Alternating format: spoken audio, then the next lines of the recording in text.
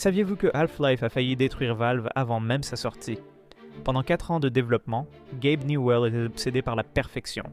Il a forcé son équipe à recommencer le jeu entier 2 fois de zéro. Des années de travail jetées à la poubelle parce que ce n'était pas assez révolutionnaire. Les développeurs étaient épuisés, les programmeurs clés ont démissionné. Les artistes sont partis en claquant la porte. L'écrivain Mark Laidlaw a révélé que les employés restants travaillaient en secret pour éviter les critiques quotidiennes de Newell. Le bureau était devenu un champ de bataille. Chaque jour apportait de nouvelles annulations de projets. La morale était au plus bas. Au final, seulement 7 des 30 développeurs originaux sont restés jusqu'à la sortie. Valve a dû promouvoir des juniors au poste de direction par désespoir. Ironiquement, cet exode massif a créé par accident la structure de management horizontale qui définit encore Valve aujourd'hui.